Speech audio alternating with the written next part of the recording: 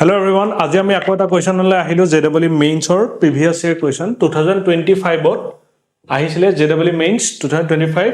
4th April evening shift 4th এপ্ৰিলৰ যেটো evening shift আছিল তাত আছিল এটো কোৱেশ্চন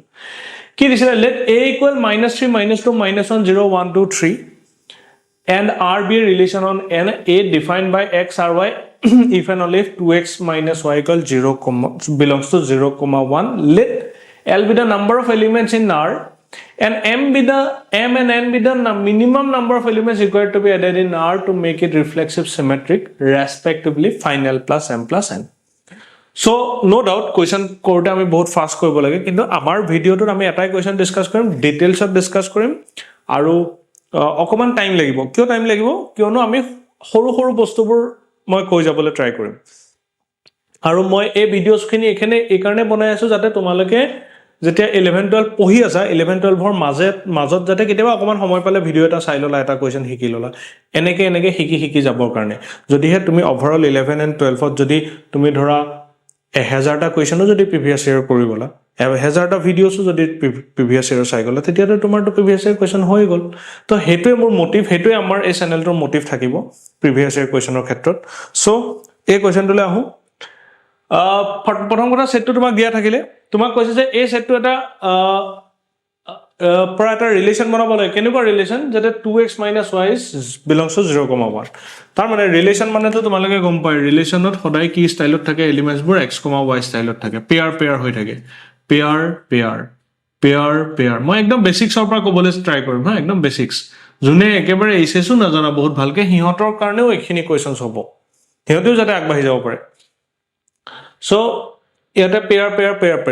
ইয়াৰ কৈছে এই যে x, y এটো পেয়াৰটো এটো হা এই পেয়াৰটোৰ যেটো x আৰু y এটো এনেকাকে ৰিলেট হৈ আছে যে 2x - y কৰিলে 0, 1 পাব লাগিব আৰু এই x y বোৰ ইয়াৰ পৰা আহিব লাগিব 2x - 1 কৰিলে 0, 1 ৰ ভিতৰত কোনবাটা আনসাৰে আহিব লাগিব তেতিয়া হলে আমি কেনেকে কৰিম প্ৰথম কথা তুমি ধৰি লোৱা 2x - y টো এবাৰ 0 ধৰি লোৱা আৰু 2x - y টো এবাৰ 1 ধৰি লোৱা কেতিয়া 0 আহিব কেতিয়া 1 আহিব তাৰ কাৰণে ইয়াৰ পৰা এলিমেন্টস লোৱা যেটা -3 হ'ব x ৰ জায়গাত যেতিয়া -3 হ'ব তেতিয়া y ভ্যালু কি হ'ব y = 0 তো তেতিয়া -6 y = 6 এই যেটো x ৰ জায়গাত তুমি ইয়াৰ পৰা -3 লওঁতে y = -6 ওলালে এটো ইয়াতে আছে নেকি নাই গতিকে -3,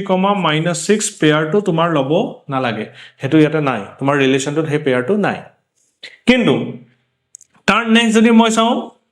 এটাটাকে বহাই গৈ থাকিম -2 বহাই দিলো -2 হৈ যোৱাৰ লগে লগে এটো তোমাৰ হৈ যাব 0 এটো হৈ যাব -4 আৰু -4 টো ইফালে গুছি গলে হৈ যাব তোমাৰ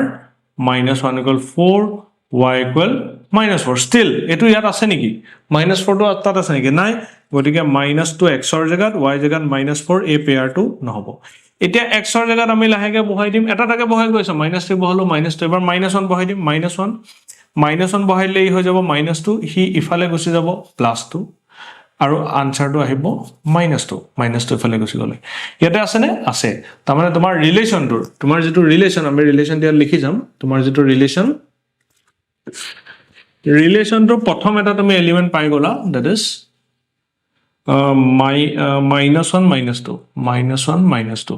এই কামবিলাক বহুত ফাস্ট কৰিব লাগিব বহুত ফাস্ট হ'ব প্ৰ্যাকটিস কৰি থাকিলে এটা সময়ত ফাস্ট হৈ যাব কিন্তু এতিয়া কাৰণে আমি ইন ডিটেইলস পঢ়িবলৈ ট্ৰাই কৰিম তো -1 -2 আহি গল তেনেকে তুমি আৰু ট্ৰাই কৰা -1 ৰ পিছত 0 দিয়াৰ লগে লগে এটো 0 হৈ গল এটো 0 হৈ গল তো আলটিমেটলি y ভ্যালু 0 হৈ গল তো y টো তাতে আছে নে 0 টো তাতে আছে নে আছে x 0 হলে y 0 হেতু তাত আছে তো তাৰ মানে x 0 হলে y 0 আহে ঠিক আছে তেনেদৰে এবাৰ 0 পিছত তুমি 1 দিয়া 1 দি দিয়া লগে লগে এটো হৈ যাব তোমাৰ 2 টো ইফালে গুছি গলে হৈ যাব -2 আৰু মাইনাসে কাটি দিলে ইট উইল বি 2 তাৰ মানে x ৰ ভ্যালু 1 দিলে y ভ্যালু 2 x ৰ ভ্যালু 1 দিলে y ভ্যালু 2 তেনেকে x ৰ ভ্যালু যদি 2 দি দিয়া y ভ্যালু কি হ'ব x ৰ ভ্যালু 2 দি দিয়াৰ লগে লগে ইয়াতে 2 2 4 হৈ গল এগেইন সিমিলাৰলি ই 4 -4 লৈ +4 হ'ব আৰু হি নাই তাত 4 ওলালে নহব বিকজ 4 টো ইফালে গলে -4 আৰু আনসাৰটো y +4 ওলাব তো নহ'ব চাই লোৱা যদি কাৰোবাৰ দিগদাৰ লাগে চাব পৰা -4 কাটি দিলে y = 4 হৈ গ'ল তাতে নাই তো সেইটো নহ'ব তাৰপাছত লাষ্ট থাকিলে 3 বহাই দিলে 6 ত গুচি যাব 6 তাতে নাই তো নহ'ব গতিকে আমি যেতিয়া 2x - y = 0 হয় সেই কেছটোৰ কাৰণে এইকেইটা পেয়াৰ পালো এই পেয়াৰকেইটা আমাৰ ৰিলেশ্যনটোত থাকিব গতিকে হৈ গ'ল এতিয়া এটো পেয়াৰ খতম এটা 2x - y = 1 2x - y = 1 ৰ কাৰণে কাৰোবাৰ কনফিউজন লাগিছে নেকি যে 0 1 কেলে লৈছো কাৰণ 2x - 1 কৈছে যে 0 আৰু 1 ত বিলং কৰে হয় 0 হ'ব লাগিব নহয় 1 হ'ব লাগিব যদি 2x - y 0 হয় তেতিয়ালে হেখিনি এলিমেন্টস আহিব ৰিলেশ্যনটোত আৰু যদি 2x - 1 1 হয় তেতিয়ালে কি কি ৰিলেশ্যন আহিব তেতিয়া কি কি এলিমেন্টস আহিব তেতিয়া আমি x আকৌ আগৰ নিচিনাকে x ৰ ভ্যালু পুট কৰি গৈ থাকিম x ৰ ভ্যালু -3 পুট কৰিম x ৰ ভ্যালু -3 পুট কৰিলে 2 * -3 -1 = 1 so এটো -6 - y = 1 তো এটো -y = 1 + 6 তো y = -7 -7 আছে নেকি তাত নাই গতিকে x ৰ ভ্যালু -3 পুট কৰিলে y -7 ওলাই আৰু এই পেয়াৰটো আমাৰ নহব কিয়নো -7 a নম্বৰ সেটটোত নাই তাৰ মানে এই a সেটত থকা এলিমেন্টস হ'ব লাগিব x and y বেলেগ হ'ব নোৱাৰিব Similarly যদি তুমি ইয়াতে -2 পুট কৰি দিয়া তেতিয়া -2 পুট কৰি দিলে হয়তো হ'ব পাৰে আমি এবাৰ চাই লওঁ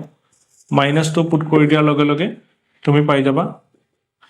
-2 to the -4 - y তো -y = 1 + 4 হল তো y = -5 হল গতিকে নহব হেতু তাত নাই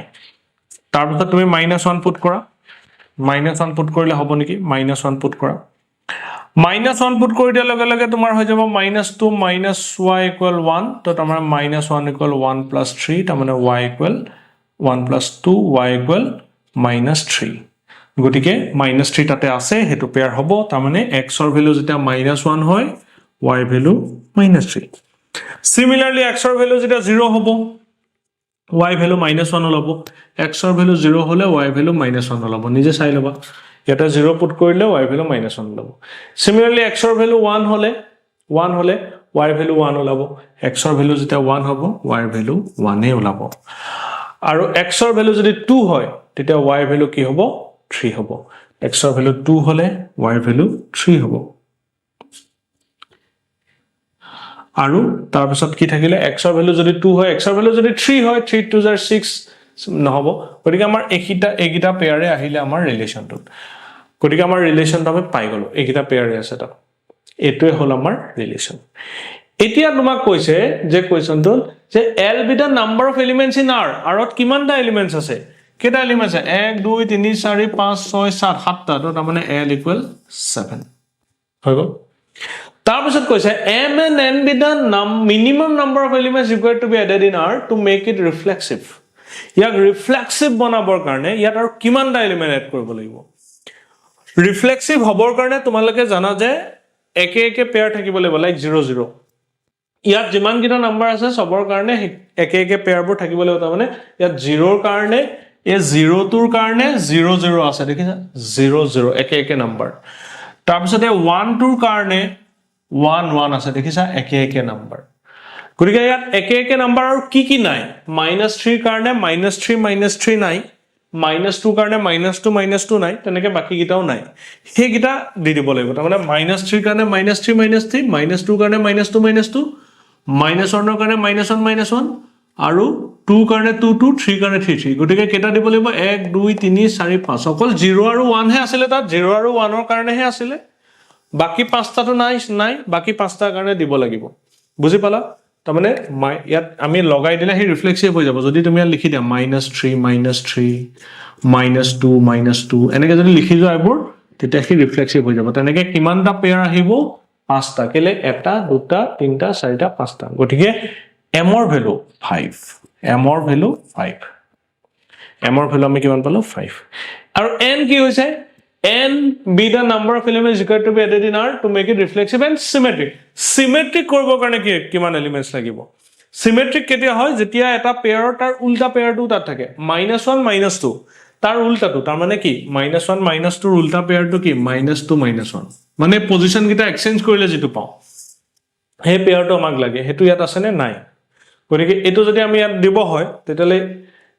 তাৰমানে কি কেটা এলিমেন্ট দিব লাগিব -1 -2 কাৰণে এটো দিব লাগিব ৰিলেশনটোত সিমেট্ৰিক কৰিব কাৰণে 0 0 উল্টা 0 0 সো কোনো দৰকাৰ নাই 1 2 উল্টা 2 1 এটো লাগিব